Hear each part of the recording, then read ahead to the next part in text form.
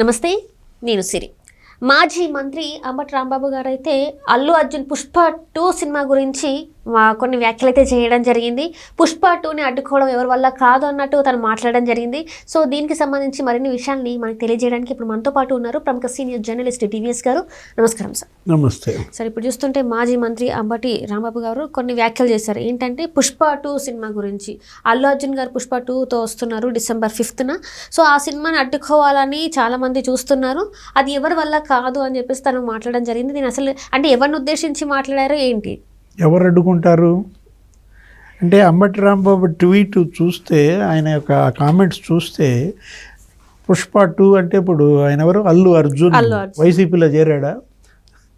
అంటే శిల్పి చంద్ర వాళ్ళని కలవడానికి నంద్యాల వెళ్ళినప్పుడు అక్కడ కలిశారు కాబట్టి ఈయన వైసీపీ అని అనుకోవాలా సార్? మరి అసలు వైఎస్ఆర్ కాంగ్రెస్ పార్టీలో అల్లు అర్జున్ ఒక నాయకుడు అయినట్టు ఆయన సినిమాని మీరు కనుక ఆపితే మేము ఊరుకోమని ఈయన ఇస్తున్న స్టేట్మెంటు అంటే ఏంటి?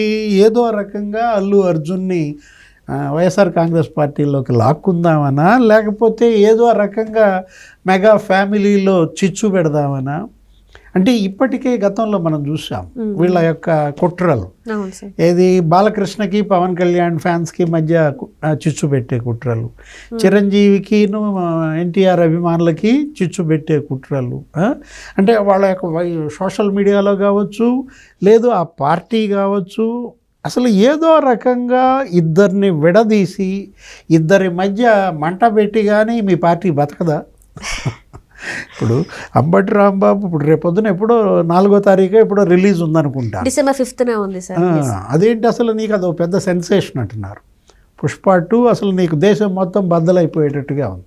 అంటే ఇక్కడ తను మాట్లాడింది ఏంటంటే గతంలో కూడా జూనియర్ ఎన్టీఆర్ సినిమాలని కూడా ఆపాలనుకున్నారు, విడుదల కాకుండా చూడాలనుకున్నారు, కానీ ఎవరు ఆపలేకపోయారు. ఇప్పుడు అల్లు అర్జున్ కూడా ఎవరు ఆపలేరు. ఎవరు ఆపాలని చూశారు జూనియర్ ఎన్టీఆర్ సినిమాలు? దేవర ఆపారా?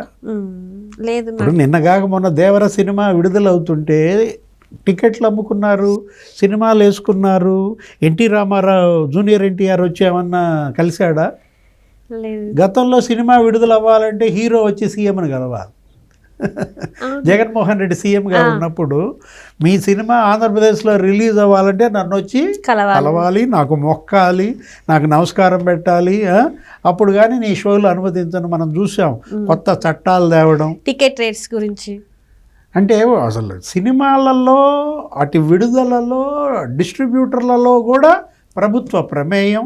అక్కడికి ఏదో పేదోడికి సినిమాని దగ్గర చేస్తున్నామని బిల్డప్లు, చివరికి చిరంజీవిని కూడా తన దగ్గరికి పిలిపించుకోవటం.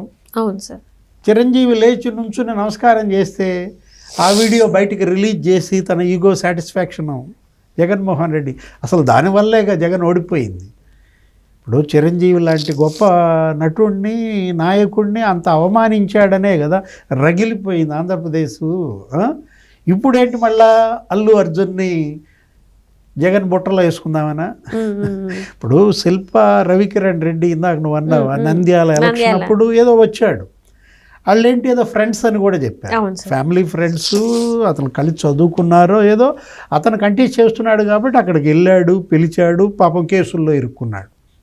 దాని మీద ఒక పెద్ద కేసు, ఆ కేసు ఇప్పటిదాకా బయటపడలే. మొన్న ఏదో ఆ కేసు మాఫీ అయినట్టుంది, కొట్టేసినట్టున్నారు, పాపం బయటపడ్డాడు.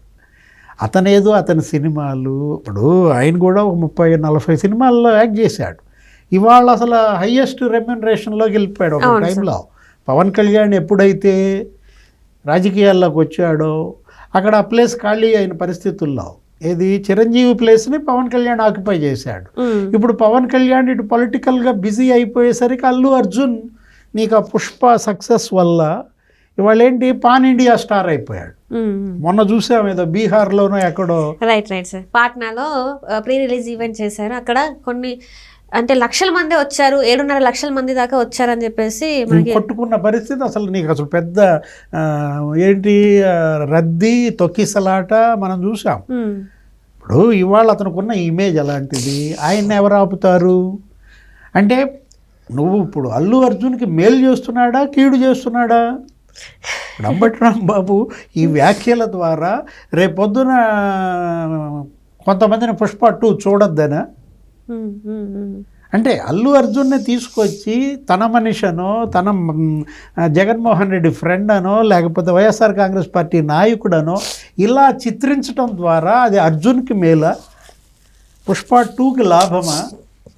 అంబటి రాంబాబు ఇట్లాంటి ఖతర్నాక్ తెలివితేటలు చాలా ఎక్కువ ఉన్నాయి ఆయనకి. ఇటువంటి చేష్టల వల్ల అక్కడికి ఏదో ఎవరో ఆపుతున్నట్టు. అంటే ఇక్కడ ఏం లేకున్నా కూడా ఏదో ఒకటి చేసేసి వీళ్ళు కనిపించేలాగా మేము అటు సపోర్ట్ చేస్తున్నాం అని చెప్పేసి చెప్పే ప్రయత్నం చేస్తున్నారా సార్? మరి ఇది ఒక స్కెచ్, ఇదొక కుట్ర. ఏంటి, మెగా కుటుంబంలో కలతలు రేపే కుట్ర, చిచ్చు పెట్టే కుట్ర అనమాట. అంటే పవన్ కళ్యాణ్కి ఇష్టం లేదనో లేకపోతే ఇవాళ పుష్ప 2 ఫెయిల్ చేయడానికి పవన్ కళ్యాణ్ ఏదో అండర్ గ్రౌండ్ ఏదో ప్రిపేర్ చేసినట్టుగా వీళ్ళు క్రియేట్ చేసి అక్కడ ఫ్యాన్స్లో కలతలు రేకెత్తించి అపోహలు సృష్టించి చలిగాచుకుందామని. అంటే వీళ్ళే మంట పెడతారు, వీళ్ళే చలిగాచుకుందామని చూడటం. ఎలాగో అలా ఇప్పుడు మెగా ఫ్యాన్స్ని ఎన్టీఆర్ నందమూరి ఫ్యాన్స్ మధ్య చిచ్చు పెట్టాలని చూశారు, అది కుదరలా. అది ఇంకా వాళ్ళిద్దరి మధ్య స్నేహం పెరిగిపోయింది.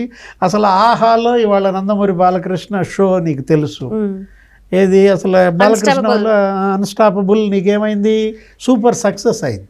మొన్న కూడా మనం చూసాం, చంద్రబాబే అన్స్టాపబుల్ షోకి వెళ్ళి బాలకృష్ణతో సినిమాల్లో మీరు అన్స్టాపబుల్, రాజకీయాల్లో మేము అన్స్టాపబుల్ అన్న పరిస్థితుల్లో ఇవాళ పవన్ కళ్యాణ్, చంద్రబాబు, చిరంజీవి, మెగా ఫ్యామిలీ, అల్లు అరవింద్, లేకపోతే బాలకృష్ణ, ఎన్టీఆర్ ఫ్యామిలీ, ఇవి ఇలా కలిసి ఉండటం డైజెస్ట్ చేసుకోలేకపోతున్నారా?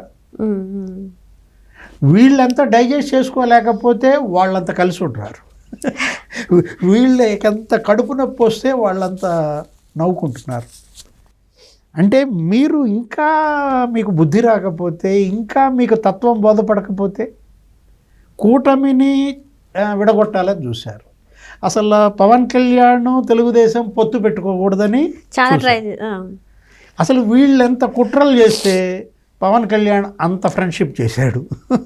ఏది ఎంత రెచ్చగొట్టాలని చూసి 50 సీట్లు అడుగు, 70 సీట్లు అడుగు, రాశారు కదా సార్ చాలా మంది, నీకు ఇన్ని సీట్లు కావాలి, నెక్స్ట్ ముఖ్యమంత్రి నువ్వే కావాలి అని చెప్పేసి కూడా లేఖలు కూడా రాశారు కదా అప్పుడు. అంటే విడగొట్టడానికి చాలా ప్రయత్నాలు చేశారు. ముద్రగడ పద్మనాభాన్ని ప్రయోగించారు, ఆయనతో లెటర్స్ రాయించారు. ఇప్పుడు ఇవాళ అంబటి రాంబాబు ఈ కామెంట్ చేశాడు, రేపు ముద్రగడ పద్మనాభం ఓపెన్ లెటర్ వదులుతాడా అంటే, పద్మనాభం కాదు పేరు మారినట్టు, పద్మనాభరెడ్డి గారు ఎవరు పుష్ప 2ను ఆపేది అని చెప్పి ఆయనతో ఓపెన్ లెటర్ ఇప్పిస్తాడా? అంటే ఏదో రకంగా చిచ్చు పెట్టాలి, ఆ చిచ్చులో చలి కాచుకోవాలన్న వీళ్ళ తాపత్రయం చూస్తే జాలేస్తుంది అనమాట. అంటే వీళ్ళు రాజకీయాలు వదిలేసి ఎందుకు సార్ సినిమాల మీద పడ్డారు? అంటే ఈ 5 సంవత్సరాలు ఏం మాట్లాడాలో తెలియక, రాజకీయాలు ఎట్లా వాళ్ళకి తెలియదు కాబట్టి రాజకీయాలు మాట్లాడలేక ఇట్లా సినిమాల మీద పడ్డారా ఏంటి అసలు? అంటే ఇక వాళ్ళు కొట్టుకుపోతున్నారు, ప్రవాహంలో కొట్టుకుపోతున్నారు. సునామీ, ఈ సునామీ, ఈ ఉప్పెనలో వైఎస్ఆర్ కాంగ్రెస్ పార్టీ కొట్టుకుపోతుంది. నాయకులంతా వేరే పార్టీలకి వెళ్ళిపోతున్నారు, తెలుగుదేశంలో చేరుతున్నారు, జనసేనలో చేరుతున్నారు. కేడర్ అంతా కకావికలమైపోయిన పరిస్థితుల్లో కొట్టుకుపోయేవాడికి ఏముంది, పూచిక పుల్ల దొరికినా అదే ఆధారం అనుకుని దాంతో ఆపడిన ఏదో ఎట్లా కొట్లా ఈతేసి బయటపడాలన్న తపన కనపడుతోంది. ఇప్పుడు అంబటి రాంబాబు కూడా ఈ సునామీలో కొట్టుకుపోతూ పుష్ప 2 పట్టుకుంటున్నాడా? Right sir, right. Thank you so much sir. నమస్తే.